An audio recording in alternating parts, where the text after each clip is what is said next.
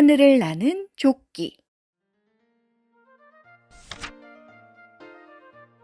옛날 어느 마을에 마음씨 착한 청년이 심술궂은 대감집에서 머슴일을 하며 열심히 살고 있었어요. 심술궂은 대감은 하루가 멀다 하고 청년을 괴롭혔지요. 사과가 탐스럽게 열렸으니 어서 따오너라. 네. 야, 이놈아, 네가 사과를 따는 바람에 나뭇잎들이 바닥에 떨어져 지저분해지지 않았느냐? 어서 바닥부터 쓸거라. 네, 대감마님. 거참, 사과 따오라고 한 지가 언제인데 아직도 바닥만 쓰냐? 일단 사과부터 먼저 따오거라. 네. 게다가 심술궂은 대감은 욕심도 아주 많아서 청년에게 일한 값을 제대로 주기는커녕 끼니도 잘 주지 않았지요.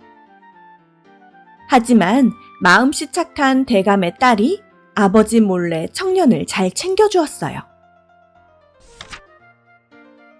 그러던 어느 날 청년이 나무를 하러 산에 갔다 그만 길을 잃고 말았지요. 이런, 큰일 났네. 해지기 전에 어서 돌아가야 하는데 도대체 여기가 어디인지 모르겠어. 그때였어요. 청년의 눈앞에서 토끼 2마리가 다투고 있는 게 아니겠어요? 이건 산신령님이 내게 주신 선물이라고. 무슨 소리야? 이 조끼가 왜 네 것이야? 산신령님이 내게 주신 조끼인데? 아니라니깐. 아니야.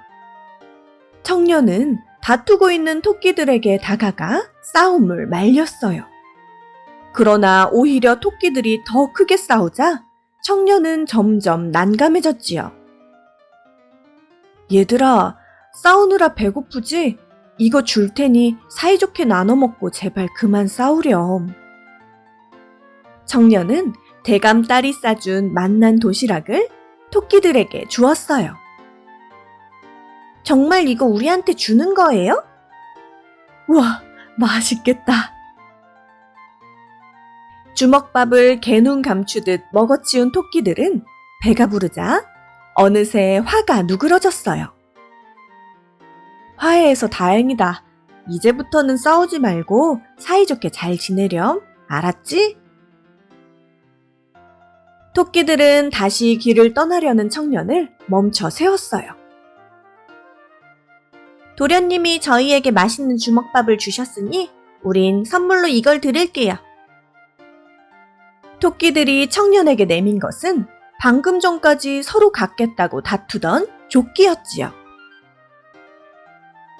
이건 산신령님이 너희에게 준 선물이잖아. 그리 귀한 걸 왜 나에게 주는 거야? 어차피 우리가 가지고 있으면 또 싸울지 몰라요.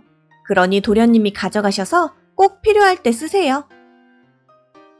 토끼들아, 정말 고맙구나. 이건 하늘을 나는 조끼예요. 단추를 모두 채우면 하늘을 날 수 있고 단추를 하나씩 풀면 땅으로 내려올 수 있어요. 명심하마. 꼭 필요할 때만 쓸게. 청년은 토끼들과 작별 인사를 한 후 조끼를 입고 단추를 하나씩 채웠어요. 그러자 청년의 몸이 점점 하늘로 오르더니 산속을 금세 빠져나올 수 있었지요. 야호! 정말 신통방통한 조끼로구나. 그렇게 무사히 대감집으로 돌아온 청년은 다시 단추를 하나씩 풀어 땅으로 내려왔어요. 그런데 심술궂은 대감이 우연히 그 모습을 보고는 깜짝 놀랐지요. 대체 어떻게 하늘을 날 수 있는 게냐? 청년은 대감에게 산속에서 있었던 일을 모두 말했어요. 오호라, 그럼 이게 바로 산신령이 준 신비의 조끼라는 거지? 그 조끼 나에게 팔거라. 네? 안 됩니다, 대감마님. 이 조끼는 꼭 필요할 때만 쓰기로 토끼들과 약속했습니다. 죄송합니다. 아니, 돈을 줘도 안 된다고? 그럼 내 집과 전 재산, 그리고 내 딸과 결혼할 수 있게 해줄 테니 빨리 다오. 대감마님, 정말 청년이 채 거절하기도 전에 심술궂은 대감은 조끼를 획 낚아채버렸지요. 자, 난 모든 걸 자네한테 줬으니 이제 이 조끼는 내 것일세. 심술궂은 대감이 조끼를 입고 단추를 채우자 천천히 하늘로 올라가기 시작했어요. 하하하하, 내가 하늘을 날다니. 조끼 단추를 모두 채운 대감은 하늘 높이 올라가 여기저기 다니며 즐겼지요. 대감이 한참 동안 내려오지 않자 청년과 대감 딸은 몹시 걱정되었어요. 대감님이 왜 이렇게 안 내려오시지? 그러게요. 설마 다치시기라도 한 건 아니겠죠? 너무 걱정 마세요, 아가씨. 무사히 내려오실 거예요. 하늘 구경을 실컷 한 심술궂은 대감은 이제 그만 땅으로 내려가고 싶었지요. 하지만 그 방법을 듣지 못한 대감은 아래로 내려갈 수가 없었어요. 조끼야, 그만 내려가자. 에? 왜 안 내려가는 거야? 내려가자니깐. 내려가라고! 아무리 대감이 고래고래 소리를 질러도 조끼는 좀처럼 땅으로 내려갈 생각을 하지 않았지요. 해가 지고 캄캄한 밤이 돼도 심술궂은 대감은 어쩔 수 없이 하늘을 떠돌았어요. 청년과 대감 딸은 하루 이틀, 사흘 나흘, 그리고 여러 날을 기다려도 그 후로 심술궂은 대감의 모습을 볼 수 없었답니다. 니나 공주와 반인반마 삼형제. 옛날 미라코랜드라는 한 왕국이 있었어요. 미라코랜드의 숲은 아름다운 오색 빛깔이었으며 왕국 전체에 마법 돔이 이중으로 덮여 있었지요. 그래서 외부 사람들은 미라코랜드의 존재를 전혀 알 수 없었어요. 몸의 반은 사람의 모습이고 반은 말의 모습을 한 반인반마 삼형제가 미라코랜드 왕국을 다스리고 있었지요. 첫째, 페가센더는 삼형제 중에 가장 현명해서 왕국의 법과 질서를 잘 다스렸지만 참을성이 많이 부족했어요. 둘째, 도랄로는 가장 힘이 세서 미라코랜드에 씌어있는 마법의 돔을 지키는 일을 했답니다. 그리고 막내 아리오는 가장 잘생기고 멋있었지요. 이렇게 삼형제가 미라코랜드를 지혜롭게 잘 다스렸기에 모든 이들이 평화롭고 행복하게 살 수 있었어요. 미라코랜드에서 매년 전통적으로 열리는 마법 대회 날이었어요. 마법사, 요정, 마녀, 드래곤 등이 대회에 참여하려고 속속 모여들었지요. 삼형제가 심판을 보는 가운데 참가자들은 자신의 마법을 마음껏 뽐내었어요. 삼형제가 누구를 우승자로 할지 고민하고 있을 때쯤이었지요. 저기 아무도 없나요? 제가 길을 잃은 것 같은데 여긴 어디죠? 처음 듣는 외부인의 목소리에 마법 대회는 아수라장이 되고 말았어요. 침입자다! 어서 침입자를 잡아라! 셋째 아리온이 마법 주문을 말하기 전에 숲풀 속에서 아리따운 여인의 모습이 나타났어요. 저렇게 아름다운 여인이 있다니. 아리온은 여인의 모습을 보고 반했답니다. 숲풀에서 빠져나온 여인은 그동안 너무 힘들었는지 그만 정신을 잃고 쓰러지고 말았어요. 곧바로 막내 아리온이 여인의 곁에 가서 마법으로 그녀의 기억을 읽었지요. 무엇을 알아내는가? 니나 공주라는 것 말고는 모든 기억이 흐릿합니다, 형님. 미라클랜드에 외부인 침입은 있을 수 없는 일이다. 당장 저 여인을 지하 감옥에 가두거라. 첫째 페가센더의 말에 병사들은 여인을 지하 감옥으로 끌고 갔어요. 그날 밤 둘째 도랄로가 미라클랜드의 마법돔을 꼼꼼히 살핀 후 돌아왔지요. 마법돔 어디에도 금이 가거나 깨진 곳이 없어요. 어떻게 그 여인이 미라클랜드 안으로 들어왔는지 도무지 알 수가 없군요. 무슨 방법을 써서 그 여인이 미라클랜드에 들어왔는지 꼭 알아내야 한다.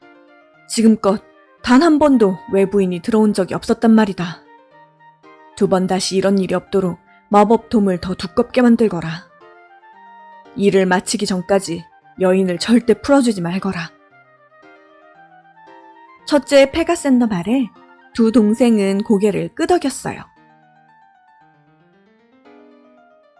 하지만 막내 아리오는 차갑고 어두운 감옥에 갇혀있는 여인이 너무 걱정되었답니다. 밤이 되면 몰래 여인에게 가서 살펴봐야겠어.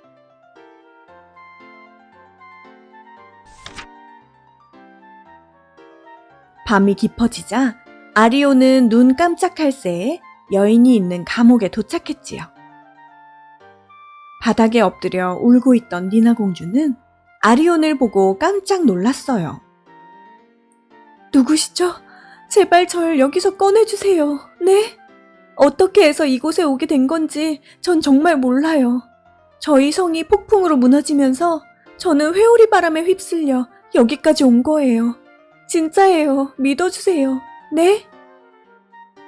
그거 정말 끔찍한 사고였군요. 이제 걱정 마세요. 그대가 누구인지 알았으니 형님들께 아뢰고 풀어달라고 할게요. 아리오는 니나 공주를 안심시켰지요. 그런데 지금은 큰형님이 주무시고 계시니 갈 수가 없어요. 왜죠? 그 누구든 큰형님이 주무실 때는 깨울 수가 없기 때문이죠. 날이 밝는 대로 형님께 알릴 테니 조금만 더 참아주세요. 대신 잠깐 동안 여기서 나가게 해줄게요. 네, 좋아요. 그렇게 니나 공주와 아리오는 순식간에 감옥에서 사라졌답니다. 감옥 문지기 박쥐는 이 모든 사실을 듣고도 잠에 취해 일어날 수 없었지요. 정원에 도착한 니나 공주와 아리오는 기분 좋게 불어오는 살랑바람을 맞으며 부드러운 잔디에 누워 하늘에 반짝이는 수많은 별들을 바라보았어요. 별들이 정말 예뻐요. 그렇군요.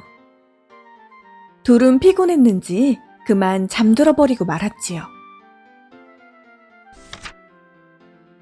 이튿날 아침이 되자 왕국이 시끄러워졌어요. 큰일 났습니다, 페가센더님. 침입자가 감옥에서 사라졌습니다. 뭐라고? 당장 미라클랜드를 샅샅이 뒤져 여인을 찾아내거라. 페가센더는 병사들을 내보낸 후 둘째 도랄로와 함께 여인을 찾으러 떠났지요. 한편 잠이 든 니나 공주와 아리오는 아침 햇살을 맞으며 잠에서 깨어났답니다. 자, 날이 밝았으니 어서 형님께 가서 당신에 대해 말합시다. 그때였어요. 아리온! 온 나라가 뒤흔들릴 듯한 페가센더의 화난 목소리가 들려왔지요. 어떻게 내 허락도 없이 이 여인을 풀어줄 수가 있지? 너는 미라클랜드 전체를 위험에 빠뜨렸어. 당장 이 왕국에서 나가거라. 페가센더 형님, 그게 아니라... 듣기 싫다. 너의 마법도 다 빼앗을 테니 앞으로 평범한 인간으로 살아가거라. 페가센더는 너무 화난 나머지 동생 아리온의 말을 듣지도 않은 채 내쫓고 말았답니다. 사람의 모습을 하고 미라클랜드에서 쫓겨난 아리온과 니나 공주는 갈 곳이 없었지요. 니나 공주는 이 모든 일이 다 자기 때문에 생긴 것 같아 너무 슬펐어요. 두 사람이 숲속을 걷고 있을 때였지요. 사악한 마법사가 나타나 두 사람 앞을 가로막았어요. 소문이 사실이군. 이봐 아리온, 마법의 능력도 다 빼앗겼다지. 누구시죠? 니나 공주가 두려움에 떨자 아리온이 니나 공주를 달래주었지요. 니나 공주님, 혹시 위험할 수 있으니 제 뒤에 계세요. 난 당신과 볼 일이 없어. 그러니 당장 우리 앞에서 사라져. 난 당신과 친하게 지내고 싶어 왔을 뿐이야. 나를 조금만 도와주면 다시 미라클랜드로 돌아갈 수 있다고. 나보고 형님들을 배신하라는 건가?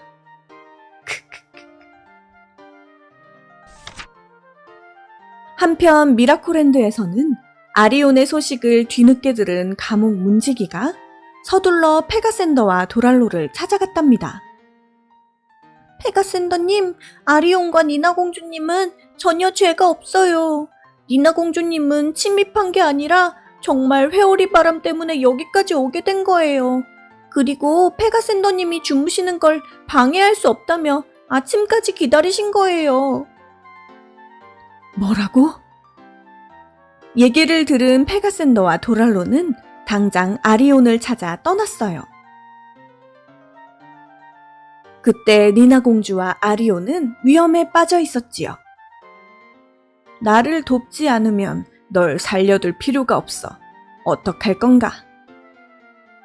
형님들을 배신할 수 없어. 그렇다면 어쩔 수 없지. 잘 가거라. 사악한 마법사가 흑마술을 부려 아리온에게 던지려 할 때였어요. 안 돼! 니나 공주가 아리온 대신 흑마술을 맞고 쓰러지고 말았지요. 니나 공주, 안 돼! 아리온이 니나 공주를 안고 눈물을 흘리며 슬퍼할 때 페가센더와 도랄로가 나타났어요. 사악한 마법사를 본 페가센더는 곧장 마법 주문을 만들어 없애버렸지요. 그리고 또 다른 마법으로 니나 공주를 눈뜨게 해주었어요. 아리온은 다시 살아난 니나 공주를 보자 너무 기뻤지요. 페가센더는 아리온에게 다가갔어요. 내 동생 아리온, 정말 미안하구나. 아무리 화가 났어도 너의 말을 들었어야 하는데. 아니에요, 형님. 페가센더는 빼앗겼던 아리온의 마법들을 원래대로 돌려주었어요. 아리온님, 다시 미라클랜드로 돌아갈 수 있어서 정말 다행이에요. 니나 공주, 전 이제 당신과 한시라도 떨어져 살기 싫어요. 저와 결혼해 주시겠어요? 네? 그렇지만 평범한 인간인 저는 앞으로도 당신을 곤란하게 만들 수도 있는걸요. 그러니 저를 잊어주세요. 두 사람이 슬퍼하는 모습을 본 페가센더는 바로 회오리바람 왕을 불렀지요. 오랜만이요, 페가센더. 나를 왜 불렀소? 니나 공주가 살던 성이 그대 때문에 무너졌다 들었소. 다시 예전 그대로 돌려놔주길 바라오. 그리고 공주의 가족들에게 가서 니나 공주가 아리온과 결혼한다고 전해주시오. 결혼식을 성대하게 치를 것이니 꼭 참석해달라고도 말해주시오. 알겠소. 내 잘못도 있으니 그렇게 전하겠소. 페가센더의 말을 들은 두 사람은 너무 기뻤어요. 아리온님, 니나 공주님. 그렇게 아리온과 니나 공주는 미라클랜드와 평범한 세상을 오가며 행복하게 살았답니다.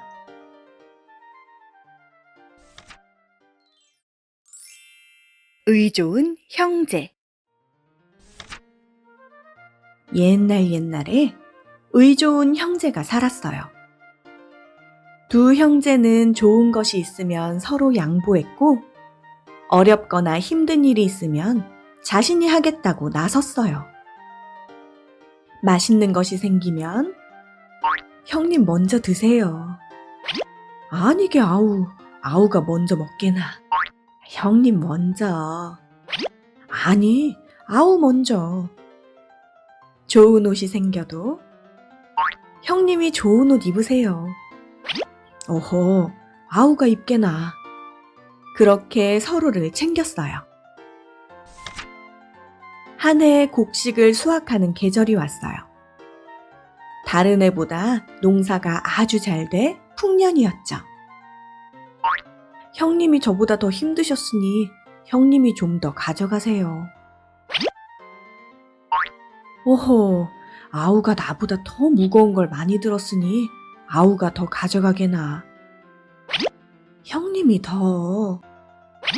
아니, 아우가 더. 형제는 서로 더 많이 가져가라고 옥신각신하다 결국 수확한 볕단을 사이좋게 반반 똑같이 나눠 가졌어요. 그날 밤 형님은 골똘히 생각하다 자신의 볕단을 챙겼어요. 올해 아우가 결혼을 하여 식구가 생겼으니 이게 더 필요할 게야. 그렇게 형님은 아우 몰래 볕단을 더 가져다 놓았어요. 같은 시각 아우도 형님 생각을 하고 있었어요.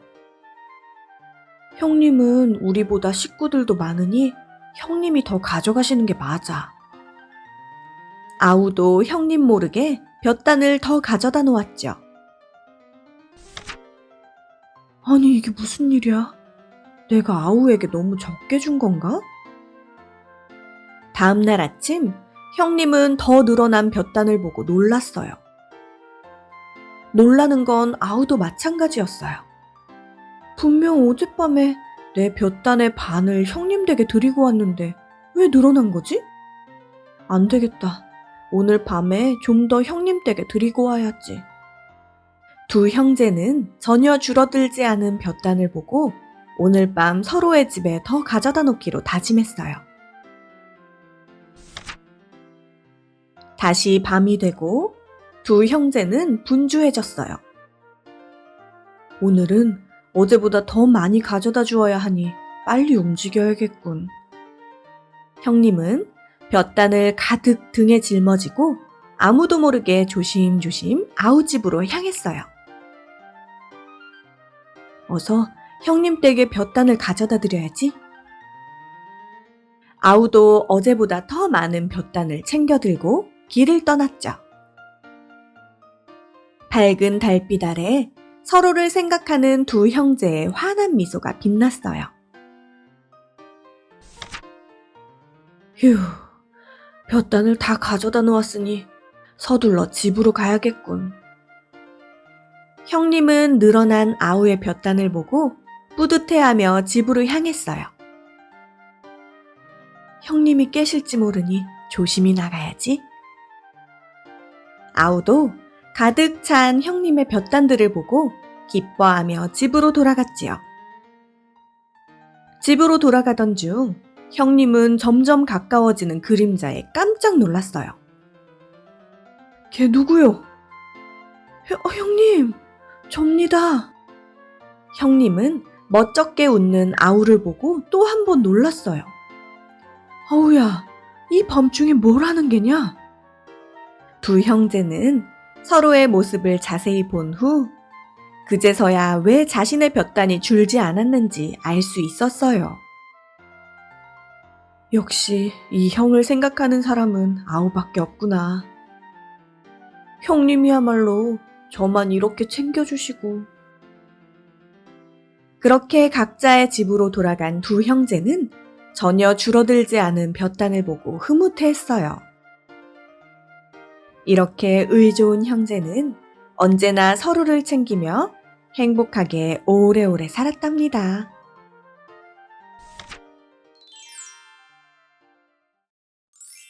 색깔 도둑을 찾아라. 모두가 잠든 고요한 밤이 찾아왔어요. 밤하늘에 반짝이는 별보다 더 화려한 깃털을 가진 플라밍고도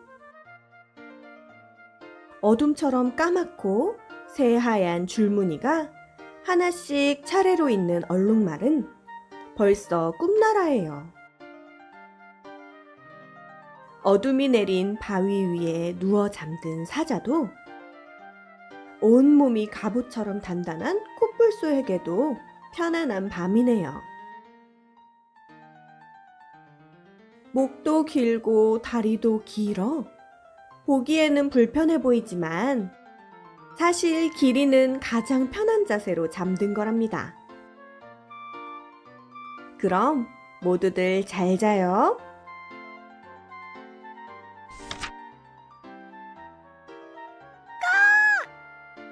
까만 밤이 지나고 밝은 아침이 찾아오자 사건이 생기고 말았어요.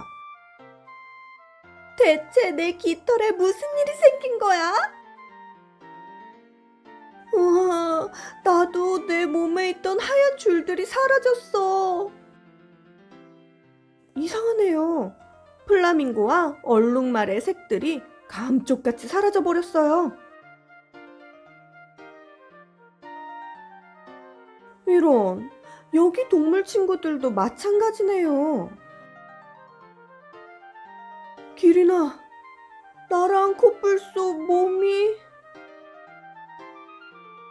기린아, 너도 우리랑 똑같잖아. 기린은 색이 사라진 자신의 모습에 너무 놀라 나무 뒤에 숨어 사자와 코뿔소를 맞이했어요. 누가 이런 걸까? 분명 색깔 도둑이 가져간 거야. 색깔 도둑? 옛날부터 아름답고 멋진 동물들의 색을 색깔 도둑이 가져가서 숨어버린대. 한 곳에 모이게 된 동물들은 플라밍고가 말한 색깔 도둑 이야기를 듣고 또 한 번 놀랐어요. 플라밍고 말처럼 색깔 도둑이 가져갔다면 어서 찾으러 떠나자. 코뿔소가 말하며 먼저 깊은 숲속으로 들어갔어요. 얘들아, 여기 동굴안부터 찾아보자. 어쩌면 색깔 도둑이 숨어 있을지 몰라. 코뿔소가 앞장서 들어가자 뒤이어 얼룩말과 플라밍고가 들어갔어요.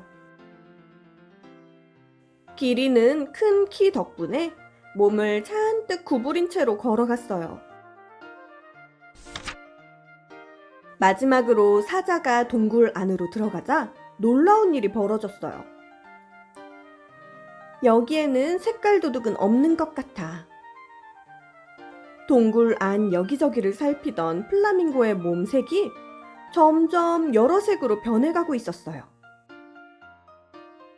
얘들아, 나도 몸에 무늬가 다시 생겼어. 동굴을 만진 코뿔소도 색이 다시 생겼지만 예전과는 전혀 달랐어요. 그런데 이상하지 않니? 나랑 사자 몸에는 색이 생기지 않네? 그리고 너희들도 색들이 전혀 다른걸? 모두들 실망한 채로 동굴 밖을 나오자 다시 원래대로 어둡게 변했어요. 이번에는 저쪽으로 가보자. 사자가 앞장서 사막으로 뛰어갔어요. 찾았다! 찾았어! 색깔 도둑을 찾았다고! 신이 난 사자의 목소리에 기린과 플라밍고도 서둘러 뛰어왔어요. 오, 진짜네. 색이 점점 변하고 있어. 기린도 기뻐했어요. 바로 그때 누구 보고 도둑이라는 게야? 갑자기 모래가 무서운 괴물로 변하더니 동물 친구들을 삼키려고 하지 뭐예요. 너희들이 내 모래를 가져가는 도둑들이구나. 잘못했어요. 도망가자. 황급히 사막을 빠져나온 동물들은 멀리 도망쳤어요. 밤이 다시 찾아와도 누구 하나 쉬지 않고 색깔 도둑을 찾으러 걷고 또 걸었어요. 더 깊고 깊은 숲속으로 들어온 동물 친구들은 여기저기 흩어져 어딘가에 있을지 모르는 색깔 도둑을 찾았어요. 이젠 틀렸어. 색깔 도둑은 어디에도 없다고. 사자는 너무 지친 나머지 그만 포기해버렸어요. 그때였어요. 큰 키를 이용해 나무 곳곳을 샅샅이 찾던 기린이 소리쳤어요. 모두들 금세 나무 주위로 모였어요. 화가 잔뜩 난 사자가 앞발을 들어 잎사귀를 들추자 그 속에 숨어있는 카멜레온이 나타났어요. 죄송해요. 화난 동물들의 모습에 카멜레온은 무서워 온몸을 바들바들 떨었어요. 빨리 우리 색을 돌려줘, 이 색깔 도둑아! 원래 여러분의 색을 가져올 생각이 없었는데 너무 멋있어 보여서 그만. 잘못했어요. 용서해주세요. 색깔 도둑인 카멜레온이 울음을 터뜨렸어요. 돌려드릴게요. 어서 가져가세요. 많은 일이 있었던 하루가 또 지나고 다시 캄캄한 밤이 찾아왔어요. 여전히 같은 자세로 꿈나라로 떠난 플라밍고의 꼬리가 조금은 달라 보이네요. 얼룩말의 몸에도, 사자 뒷다리에도, 코뿔소의 멋있는 뿔에도, 기린의 긴 목에도 처음과는 다른 까만 무늬들이 생겼어요. 색깔 도둑이 가져간 탓에 변한 걸까요? 아니면 멋진 색이라며 부러워하던 카멜레온에게 조금씩 색을 나누어 준 걸까요? 여러분들도 캄캄한 밤 몰래 숨어들어 색을 가져가는 색깔 도둑을 조심하세요.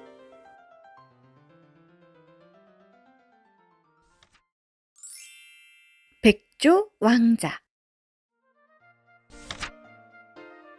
옛날 어느 왕국에 11명의 왕자들과 엘리자라는 어여쁜 공주가 살았어요.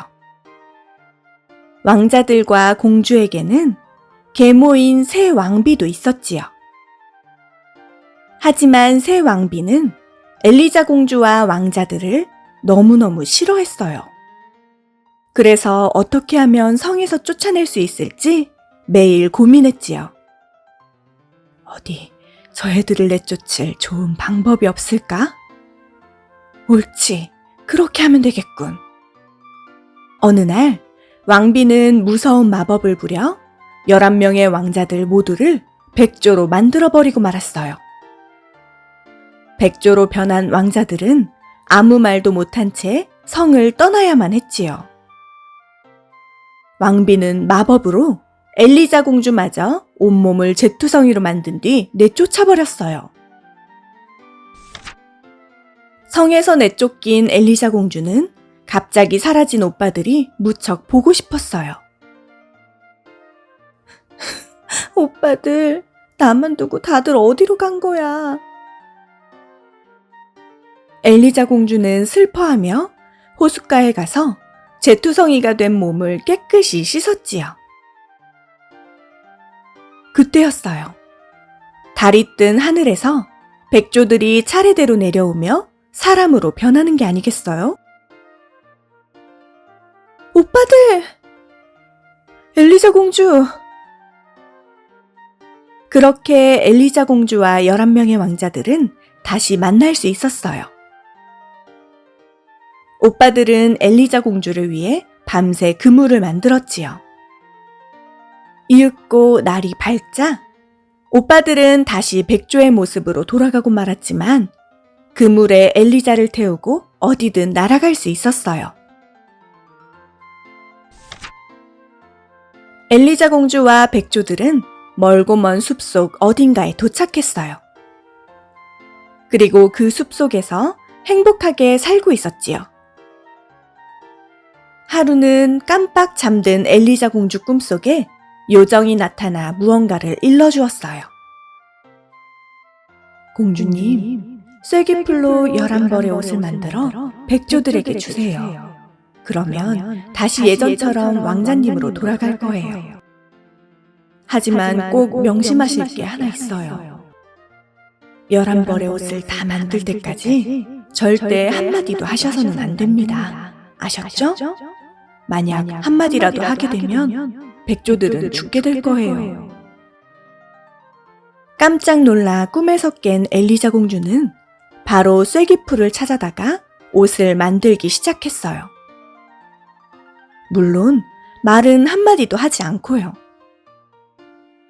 쐐기풀로 옷을 만드는 건 무척 힘든 일이었어요. 매일매일 억센 쐐기풀 때문에 손에서 피가 났지요. 엘리자, 손에서 피가 나잖아. 이런 거 만들지 마.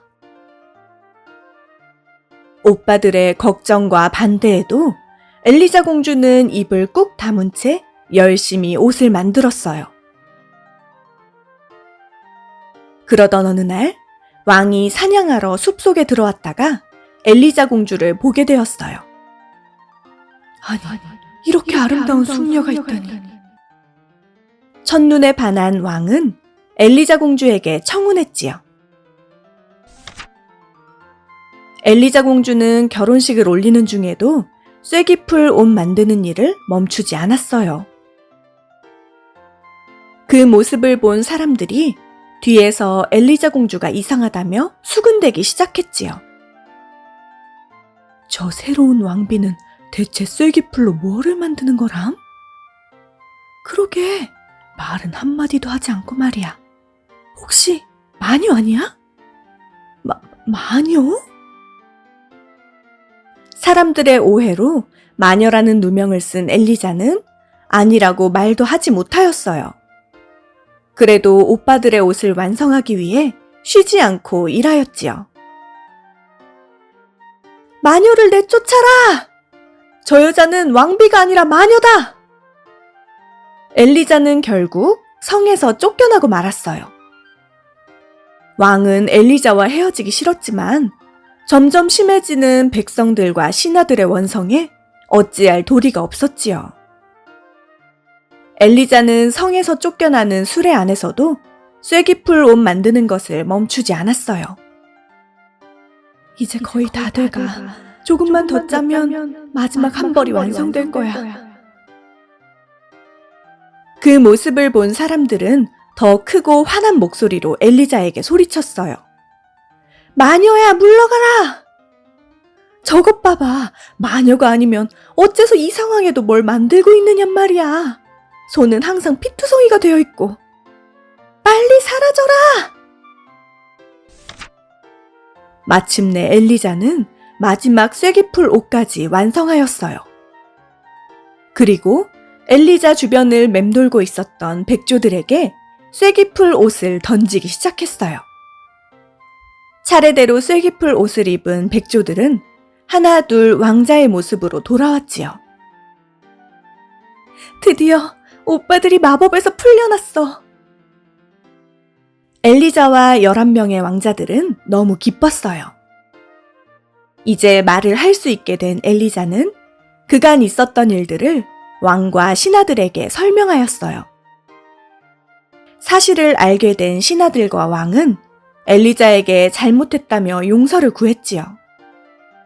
다시 왕비가 된 엘리자는 11명의 오빠들과 왕국에서 행복하게 살았답니다.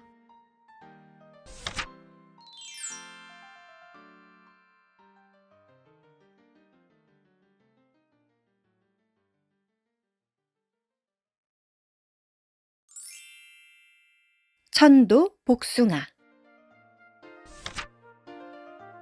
옛날 어느 산골 초가집에 산삼을 캐러 다니는 아버지와 만복이라는 아들 부자가 살고 있었어요. 그럼 아버지는 산에 다녀오마?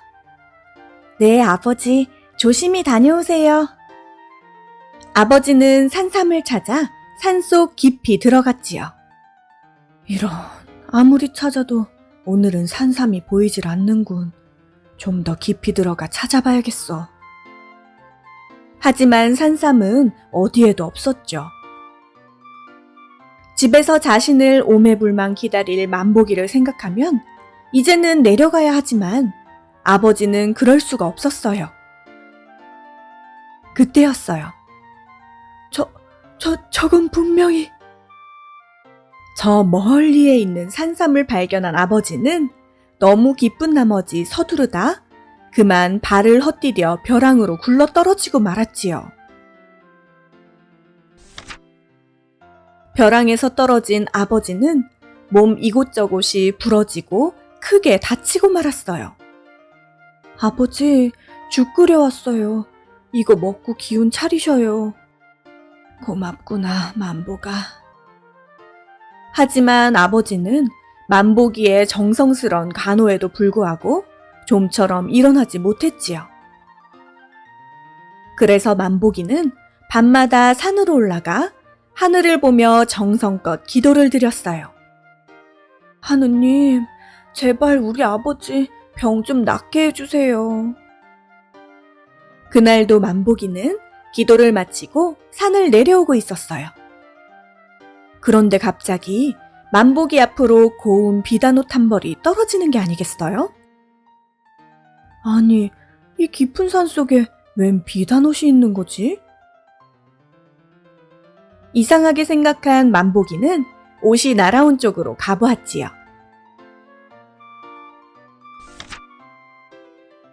옷이 바람에 날아가다니, 이 일을 어쩌면 좋아.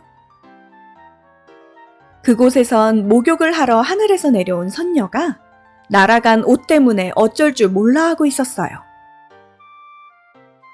저 선녀님, 옷을 이 바위에 놓고 갈 테니 걱정 마세요. 어머, 고맙습니다. 선녀는 자신의 옷을 찾아 가져다 준 만보기가 참으로 고마웠지요. 감사의 보답으로 제가 하늘나라를 구경시켜 드릴게요.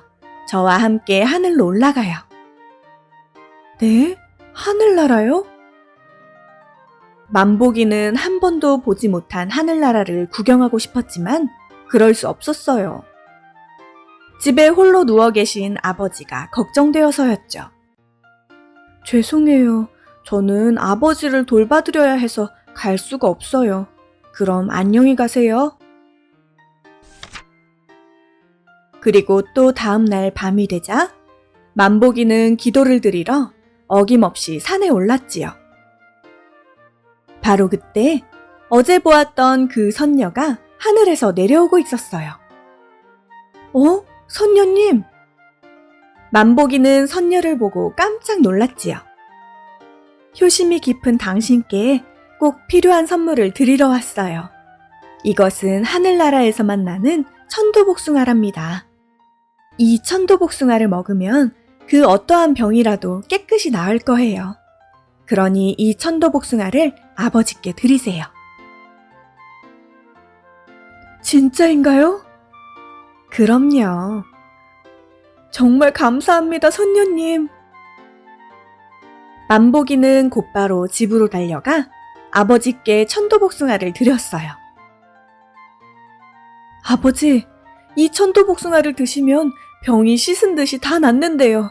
어서 드셔보세요. 아니, 이런 귀한 걸 어디에서 구해온 게냐? 아버지는 서둘러 천도복숭아를 한 입 먹었어요. 그러자 한 입에 다친 머리가 씻은 듯이 나았고 두 입에 얼굴에 있던 상처들이 없어졌지요.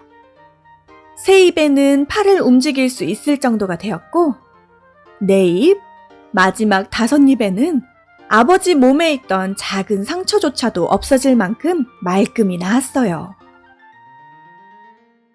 우리 만보기 덕분에 이 아버지가 다시 건강해졌구나.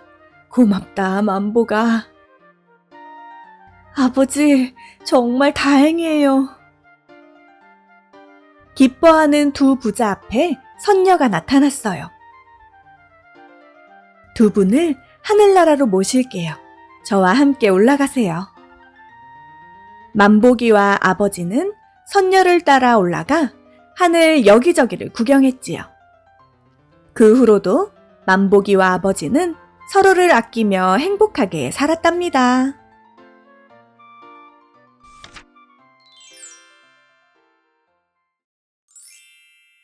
해님, 달님. 옛날 한 마을에 어머니와 오누이가 행복하게 살고 있었어요. 홀로 오누이를 키우던 어머니는 부잣집 잔치가 있을 때마다 그 집에 가서 음식을 해주며 오누이를 키웠어요. 그러던 어느 날 건넌마을 부잣집에 큰 잔치가 열렸어요. 어머니는 오누이만 남겨두고 일을 하러 가야 했지요. 얘들아, 엄마는 건넌마을에 잔치가 있어서 가봐야 해. 돌아올 때 맛있는 떡을 가져올 테니까 기다리고 있거라. 그리고 엄마가 올 때까지 아무에게도 문을 열어주면 안 된다. 어머니는 잔칫집 일을 마치고 저녁이 되어서야 집으로 돌아오고 있었어요. 그런데 갑자기 숲속에서 호랑이가 나타났어요. 어우, 떡 하나 주면 안 잡아먹지. 아이고, 여기 있어요. 목숨만 살려주세요. 어머니가 호랑이에게 떡을 내어주자 호랑이는 떡을 받아 먹었어요. 하지만 떡을 다 먹고 나자 어머니도 잡아먹어버렸지요. 호랑이는 엄마 옷을 입고 수건을 머리에 두른 뒤 오누이가 기다리고 있는 집으로 갔어요. 얘들아, 엄마가 왔단다. 어서 문을 열어주렴. 오누이가 대답했어요. 아니야, 이건 우리 엄마 목소리가 아니야. 엄마가 감기에 걸려서 그런 거야. 하지만 오누이는 그 말을 믿지 않았어요. 문틈 사이로 호랑이를 본 오누이는 몰래 집을 빠져나가 뒤뜰에 있는 나무로 올라갔어요. 높은 나무 위에 올라가 있는 오누이를 본 호랑이는 오누이에게 물었어요. 거기에 어떻게 올라갔니? 오빠는 꾀를 내어 말했어요. 나무에 기름칠을 하면 올라올 수 있지. 그러자 호랑이는 서둘러 부엌에 가서 내 발에 기름을 듬뿍 바르고 나무에 오르려고 했어요. 하지만 기름 때문에 미끄러져 주르르르 처당. 그 모습을 본 동생이 까르르 웃으며 말했어요. 바보, 도끼로 나무를 찍으면서 올라오면 되는데. 얼떨결에 말을 해버린 동생 때문에 오누이는 깜짝 놀랐어요. 그거 참 좋은 생각이다. 이제 너희들을 잡아먹어야겠다. 호랑이는 도끼를 가져와 쿵쿵 나무를 찍으며 올라오기 시작했어요. 겁이 난 오누이는 기도를 하기 시작했어요. 하느님, 저희를 도와주세요. 저희를 살리시려거든 동아줄을 내려주세요. 그러자 하늘에서 굵은 동아줄이 내려왔어요. 오누이는 동아줄을 타고 하늘 위로 올라갔어요. 그 모습을 본 호랑이도 기도를 하기 시작했어요. 하느님, 호랑이를 살려주세요. 호랑이를 살리시려거든 동아줄을 내려주세요. 그러자 또다시 하늘에서 굵은 동아줄이 내려왔어요. 호랑이는 동아줄을 타고 하늘로 올라갔어요. 하지만 잠시 후 호랑이가 잡고 있던 동아줄이 툭 하고 끊어졌어요. 하늘로 올라가고 있던 호랑이는 땅으로 떨어져 죽고 말았답니다.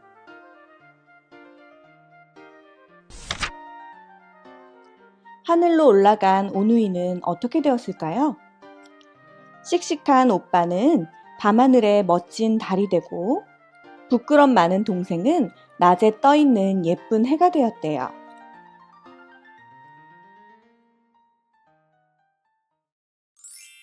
구렁덩덩 신선비. 옛날 어느 마을에 홀로 사는 아주머니가 있었어요. 아주머니는 아이를 갖고 싶어 매일 삼신할미께 기도했지요. 비나이다, 비나이다. 귀여운 아들 하나 내려주세요. 어느 날 밭을 갈던 아주머니는 커다란 알 하나를 발견했어요. 어머, 웬 알이지? 아주머니는 알을 삶아 맛있게 먹었답니다. 이상하게도 그 후로 배가 점점 불러오더니 응애 10달이 지나고 아기가 태어났어요. 그런데 말이지요. 에구머니나, 내가 구렁이를 낳았네. 아주머니는 아기 구렁이를 항아리에 숨겨서 키웠어요. 며칠 후 아주머니가 잠시 자리를 비웠을 때 이웃집의 세 딸이 아기를 낳았다는 소식을 듣고 찾아왔지요. 아주머니, 계세요? 아무도 없나? 언니들, 이리로 와보셔요. 셋째 딸이 아기 구렁이가 있는 항아리를 찾아 언니들을 불렀답니다. 징그러. 첫째 딸은 보자마자 돌멩이를 던졌고, 웬 구렁이람? 도망가자. 둘째 딸은 걸음아 날 살려라 도망갔어요. 하지만 셋째 딸은 방긋 웃으며 말했지요. 안녕, 구렁덩덩 구렁이네. 셋째 딸과 아기 구렁이는 친구가 되었답니다. 어느덧 시간이 흘러 구렁이가 16살이 되던 해 아주머니를 졸랐어요. 어머니, 저 이웃집 셋째 딸에게 장가 보내주세요. 뭐? 누가 구렁이에게 시집을 오겠니? 꼭 그 아이여야만 해요. 네?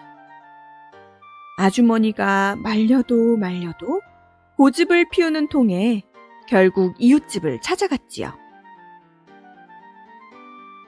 저희 아들이 이 집 셋째 딸과 결혼하고 싶다고 그러네요. 이야기를 들은 이웃집 가족들은 펄쩍 뛰며 놀랐어요. 싫어요. 징그러운 구렁이잖아요. 구렁이와 사람이 어떻게 결혼을 하나요? 한참 동안 잠자코 듣고 있던 셋째 딸은 수줍게 말했지요. 좋아요. 구렁덩덩 선비님께 시집 갈게요. 그리하여 구렁이와 셋째 딸은 결혼식을 올리고 부부가 되었어요. 첫날 밤 구렁이가 색시에게 말했어요. 부인, 부탁이 있어요. 큰 솥에 물을 가득 끓여주세요. 네? 알았어요, 서방님. 구렁이가 색시가 끓여둔 물에 퐁당 들어가 목욕을 하자 허물이 스르륵 벗겨지더니 글쎄 잘생긴 선비가 되었지 뭐예요. 어머나! 마을 사람들은 선비가 된 구렁이를 구렁덩덩 신선비님이라고 부르며 신기해했지요. 시간이 흐르고 신선비가 과거 시험을 보러 길을 떠나게 되었어요. 신선비는 색시에게 허물을 건네주며 일렀지요. 이 허물을 잘 간직해주세요. 단 아무에게도 보여주면 안 됩니다. 색시는 고운 보자기에 허물을 싸서 꼭꼭 숨겨두었어요. 며칠 후 색시의 언니들이 놀러왔는데 집 구경을 하다가 꼭꼭 숨겨두었던 허물을 발견하고 온 글쎄 아궁이에 홀라당 태워버렸지 뭐예요. 징그러워라. 얘는 뭐 이런 걸 집에 두고 그런다. 색시가 헐레벌떡 왔을 땐 이미 재가 되어 있었지요. 일을 어째, 서방님. 허물이 사라지자 신선비에게서 연락이 뚝 끊겼어요. 한 달이 지나고 한 해가 지나도 돌아오지 않았답니다. 안 되겠어. 서방님을 찾아오자. 색시는 길을 나섰어요. 깊은 산을 지나다가 땅을 파고 있는 멧돼지를 만났지요. 멧돼지야, 구렁덩덩 신선비님이 어디 있는지 아니? 허벅지만한 칡을 잔뜩 해주면 알려줄게. 색시는 열심히 칡을 캤어요. 땀이 뻘뻘 나고 손에 상처가 가득했지요. 이 정도면 되었지? 냠냠, 남쪽으로 가봐. 멧돼지가 알려준 길을 따라가자 너른 밭이 펼쳐졌지요. 그곳에는 할아버지가 밭을 갈고 있었답니다. 할아버지, 구렁덩덩 신선비님이 어디 있는지 아시나요? 이 밭을 기름지게 갈아주면 알려주지. 색시는 며칠 밤을 새워 밭을 다 갈았어요. 이 정도면 되었지요? 옳지. 냇물을 따라가 보거라. 흙투성이가 되어 냇물을 따라 내려갔지요. 냇가에는 할머니가 빨래를 하고 있었어요. 빨랫감이 산더미같이 많았지요. 할머니, 구렁덩덩 신선비님이 어디 있는지 아시나요? 빨랫감을 반짝반짝하게 전부 빨아주면 알려주지. 색시는 또다시 며칠 밤을 새워 빨래를 다 했어요. 이 정도면 되었지요? 오냐 오냐. 자, 이걸 타고 가거라. 할머니는 바가지와 젓가락을 주었어요. 냇물에 바가지를 내려놓자 배만큼 커졌지요. 젓가락도 쭉쭉 길어져서 노가 되었어요. 색시는 바가지를 타고 강을 내려갔어요. 강을 따라 한 마을에 도착하자 무르익은 벼 사이에서 어떤 아이가 새를 쫓고 있었어요. 후여후여, 구렁덩덩 신선비님 드실 쌀은 남겨두거라. 후여후여. 신랑의 이름을 들은 색시는 아이에게 다가가 물었지요. 구렁덩덩 신선비님이 계신 곳을 아니? 저 집이요. 저도 하인입니다. 아이가 가리킨 곳은 으리으리한 기와집이었어요. 색시는 아이에게 하룻밤 묵게 해달라고 부탁했지요. 신선비님께서 아시면 혼날 텐데. 딱 하룻밤입니다.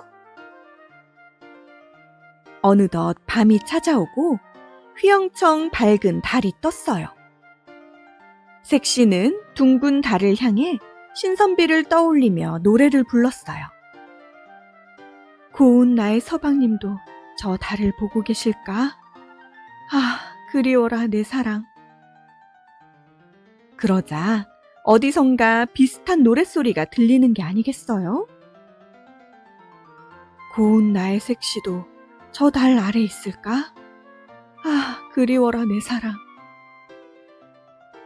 색시가 노랫소리를 따라가 보니 꿈에 그리던 신선비가 있었답니다. 서방님! 아니, 부인, 정말 부인이요? 색시와 신선비는 손을 맞잡고 펑펑 울었어요. 얼마나 보고 싶었는지 이제 우리 떨어지지 말아요. 달님도 축하하듯 드디어 만난 부부를 밝게 비춰주었답니다.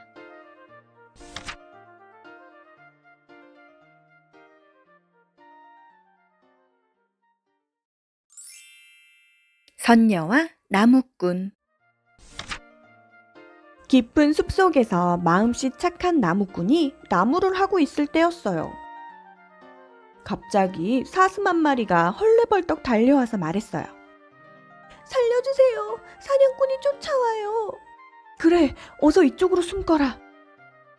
나무꾼이 사슴을 장작더미 속에 숨겨주자 사냥꾼이 달려와 물었어요. 여기 이쪽으로 사슴 한 마리가 오지 않았소?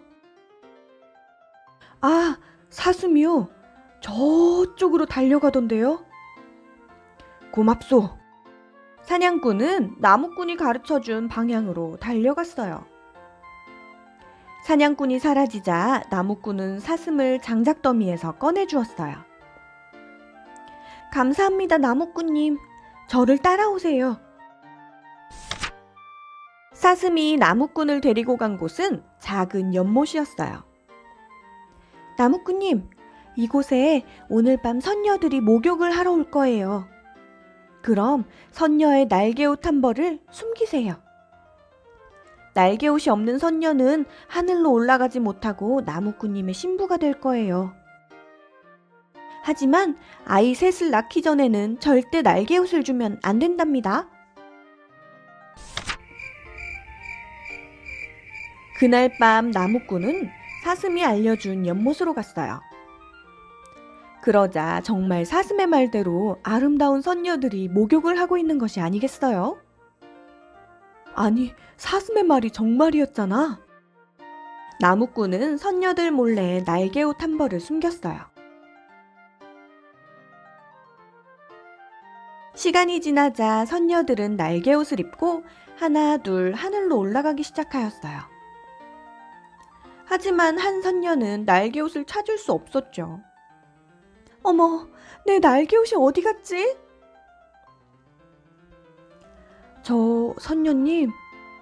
선녀님의 날개옷은 저에게 있어요. 부디 제 아내가 되어주시겠어요? 하늘로 올라가지 못한 선녀는 어쩔 수 없이 나무꾼의 아내가 되었어요. 시간이 흘러 어느새 선녀와 나무꾼은 예쁜 아이도 둘이나 낳고 행복하게 살고 있었어요. 어느 날 선녀가 나무꾼에게 말했어요.